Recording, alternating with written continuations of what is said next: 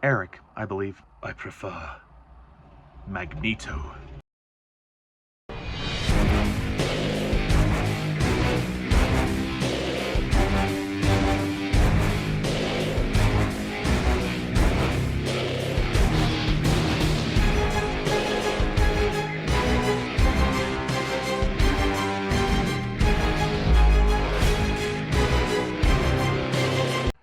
Hello, my fellow YouTubers and subscribers, and welcome to my latest movie review, where today I continue my reviews of the X-Men franchise with 2011's X-Men First Class, the prequel slash reboot.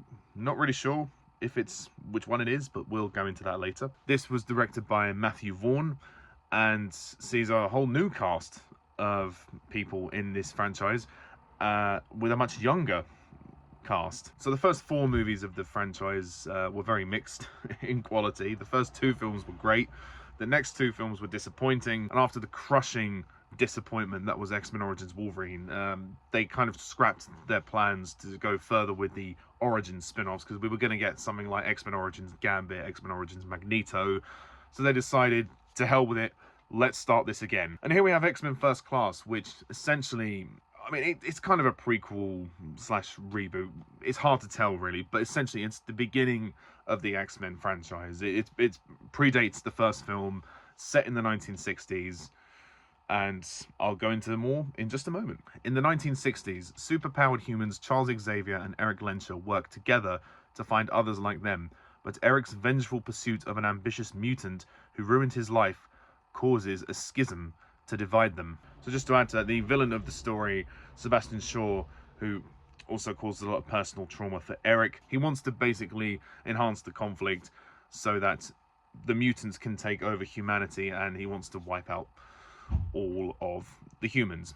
So, First Class. Now, this movie, when the marketing was coming out and the trailers were out, I didn't really take much of an interest in it because I was so disappointed by X-Men Origins Wolverine that I was kind of, well, at that time, I thought I was done with the series. To be honest, I was losing interest in it. But I gotta be honest, X-Men First Class is an amazing film. This is, without question, one of the best X-Men films of the entire franchise. This was the biggest surprise of 2011. Along with Rise of the Planet of the Apes, this was the biggest surprise of that year. And I was like, wow, we're back. Matthew Vaughn single-handedly saved the X-Men franchise. Matthew Vaughn, thank you very much.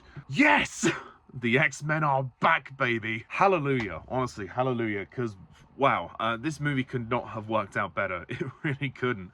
It is amazing. It is a fantastic film. It's so good. It's so good. I remember seeing it with my family when it first came out, and we were just completely blown away. The thing is, because I got quite attached to the original cast, even though, say what you will about the quality of the original films, but I liked the original X-Men trilogy and I enjoyed the cast, and I'd always been interested in those characters. And obviously then X-Men Origins Wolverine tried to do something else, and then that didn't really work out. But the new cast are honestly fantastic, and like I said, as much as I like Hugh Jackman as Wolverine, it's actually quite nice to have a different protagonist in this movie, or different protagonists, plural. Even though Jackman does cameo in the film in quite a hilarious scene where he tells Xavier and Magneto to go fuck themselves, which is kind of funny. I am so pleased that we get someone else, because it is refreshing. It feels so refreshing. If you watch the first four movies and then watch this one, you're like, oh, and breathe. So James McAvoy plays Charles Xavier, and he is great in this movie. He is absolutely fantastic. For one thing, the accent is perfect.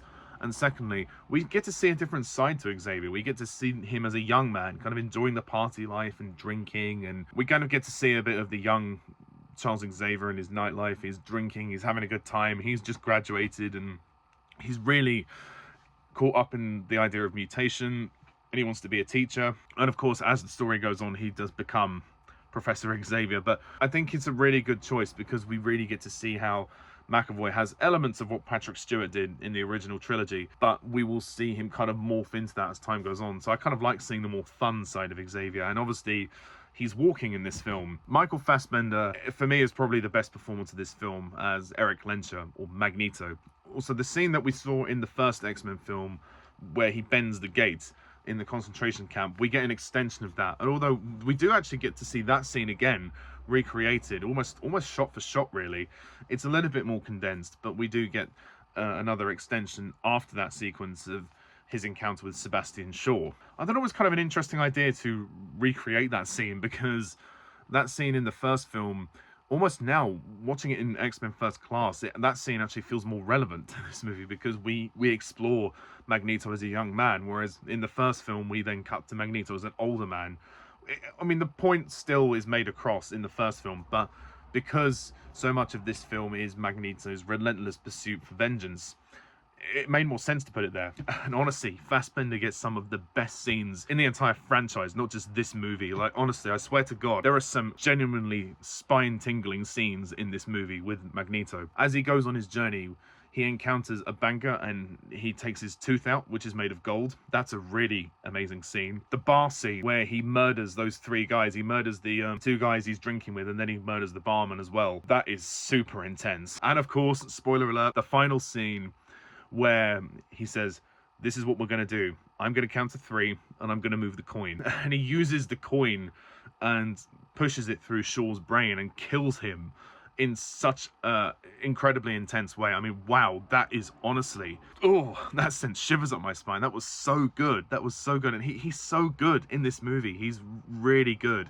And I love the dynamic between him and McAvoy. I think they get the best dialogue here and the best meat of the drama. And obviously, in the later films, we see more of their dynamic. But this is probably my favorite performance from each of them, actually. In all of the films they did, I think this is their best. And especially Fassbender, he is amazing in this film. And you really feel like everybody, and much like the first 2 X-Men movies, and to a lesser extent the third one, you get to see every character's perspective of society and how the society views mutants. It goes back to those personal themes about racism, prejudice, discrimination.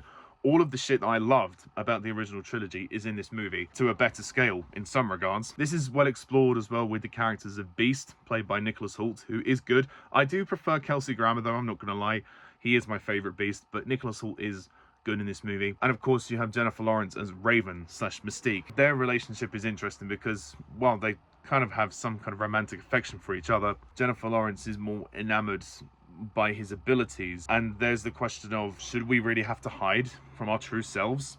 And so much about Mystique is the fact that she hides. And this movie goes into the depth of her character. I mean, I love Rebecca Romijn in the original trilogy, but she was a side character. So in this movie, it's great to see Jennifer Lawrence's Mystique get some depth, and we get to understand why she walks around without any clothes on. She chooses to do that as a statement, to say, I'm proud of who I am, I'm not hiding. You know, mutant and proud is something that is said quite a few times in this movie. And Jennifer Lawrence is good. I like her very much. This might be her best performance as the character as well. I mean, I'll see how the next few films go. It's been a while since I've seen them, but she's very good. And I like the fact that she meets Xavier at the beginning and they become almost surrogate siblings in a lot of ways, which is interesting. And Kevin Bacon as Sebastian Shaw as the villain, he's fantastic in this movie. It's really well written, especially like going back to what I said earlier about the first 2 films. Like in the first 2 films, you had villains who wanted to do things to, you know, in spite of what humanity's views about mutants were. So everything they do is in retaliation to how society views them. And obviously Sebastian Shaw is someone I would describe as an extremist. Clearly, he exploits mutants for his own gain, and he's a very selfish man. He's a really nasty piece of work, especially what he does to Eric in the beginning of the movie and Eric's mother. And the way he's trying to interfere with the Cuban Missile Crisis to get what he wants is all to like kill off humanity. And you know, he describes mutants as, you know, the children of the atom. We are the next stage in evolution, kind of similar to Magneto and Stryker from the first 2 films. So I like that angle very much. And the fact that we're introduced to the helmet that Magneto wears in later movies. He said, oh, the Russians made this for me. So he's forming alliances. He's putting his fingers in many pies to sort of manipulate everybody. He's a real nasty piece of work, but he does get his comeuppance, like I've said earlier. My only criticism of this movie has to be, there's this unresolved tension. Do we want this to be a prequel, or do we want this to be a reboot? That was never a tension that was resolved for me. I know they've kind of said various different things over the years, but to me, I cannot tell whether this is a prequel or a reboot, because the X-Men franchise has such bad continuity and such bad a bad timeline. It's very hard to tell, especially if you've got Wolverine cameoing in this film. That makes me think that, okay, it's a prequel, because if Logan is in the movie, then this obviously predates the first film, so you're supposed to watch this one before X-Men 1. But then things happen that contradict what has already happened in other films. Like in X-Men 3, we had Xavier and Magneto go to meet Jean in the beginning, and they were older, and Charles was standing up. At the end of this film, James McAvoy's Xavier gets shot in the back and he loses his legs. So it doesn't really make sense. And also, like I said about Xavier and Mystique becoming siblings, that's never referenced in the original trilogy. I know this was made after that, but even so, in the original trilogy, as far as we're concerned, they don't really have that much of a connection with each other. So part of me thinks that they tried to write this in a new timeline, but yet they wanted to reference other things, and it just got very confusing for me. I didn't really quite understand it, to be honest. And other cast members includes Rose Byrne as Moira. Moira's quite good in this film. She's the CIA agent who kind of joins the X-Men and sort of asks for help because she's seen things. She's seen the Colonel get attacked by mutants, and she's a CIA operative and she's trying to get some help. Oliver Platt as the CIA guy who also helps. He's got a nice small role, especially when it's quite funny when Xavier says, "Would you like to see one more magic trick? Get in the car." Good idea. Zoe Kravitz plays a small role of Angel Salvador, not the Angel from X-Men 3. God, no, much better than that. Eddie Gathegi as Darwin, very good. January Jones, who you may remember from American Pie 3. She is Emma Frost in this film, and Emma Frost is given much more of a character in this film than she was in X-Men Origins Wolverine. And I love the ending scene where Magneto frees her from the prison, and she says, "Eric, I believe I prefer Magneto." That is the best way to end the movie. But she's interesting as well. She's quite manipulative, and she's on Shaw's side, and she's very much for the cause. And then there's a section of the film where they arrest her, and then we don't really see her until the end. So it would be nice to see her in future films, but they never got around to that, sadly. The action sequences are solid. I wouldn't say they're the best action scenes of the franchise, but most of the best action is saved until the finale, when we're on the beach and there's the big final battle with the X-Men and Shaw's gang. And the final confrontation with Shaw and Eric is amazing. Like I've said, that scene where Shaw is killed is just absolutely superb.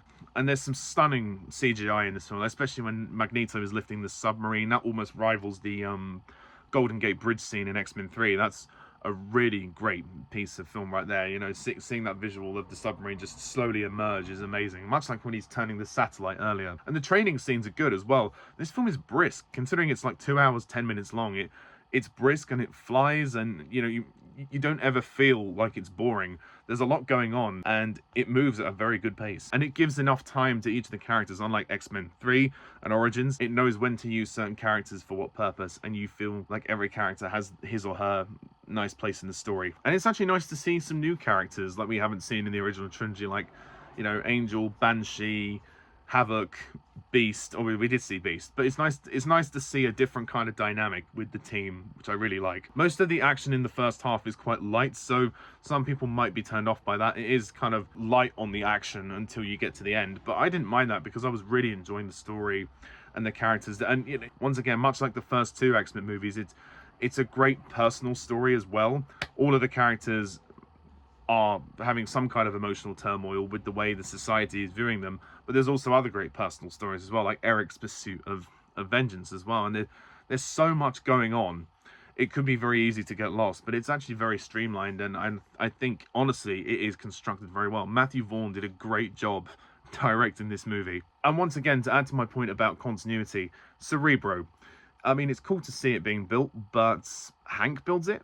Okay, so, well, I guess that statement about Eric and Charles building it in the original trilogy is now redundant. This is what I mean. There's no sense of connection. There's no sense of continuity. And I know that not every film in a franchise has to connect to something, but it would be nice to have some kind of thread of continuity in the X-Men films. But when we get to Days of Future Past, they try to address some of these. The music score is good by Henry Jackman. It's not the best score of the franchise, but it's very well done, and the ending is really well done, especially when like the characters part ways in the end, and you get the sense that everybody in the team, in the X-Men team, they want to be friends, but there are certain views that stop them from being friends. Like Charles and Eric is one of the prime examples, is that You can tell they have a deep friendship for each other, but their views are just too different, their ideals are just too different, that it's not going to work. And they'll always be friends, but they can never agree on certain things, which is why they part ways. And I think it's very well handled here, and I think if you were to watch this before the original trilogy, that aspect at least is the main thing that follows through, is their friendship. So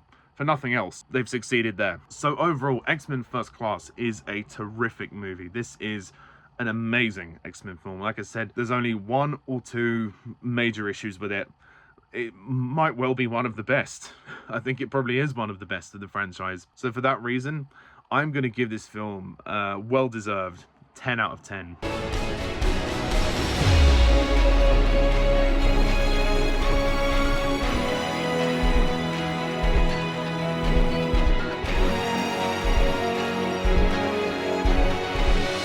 This is a fantastic entry to the series. If you haven't seen it, you're missing out. This single-handedly saved the franchise after X-Men Origins Wolverine. I swear to God, it's hard to believe they're in the same series, really, after you watch them back to back. But speaking of Wolverine, that will be the next review. We are going to be reviewing The Wolverine, which is the next film that comes in the series. And then after that, we'll be on to Days of Future Past. So thank you very much all for watching. Please hit the like and subscribe button, and stay tuned for more reviews in the future. So until next time, I'm Pajak's Perspective. See ya. Bye for now.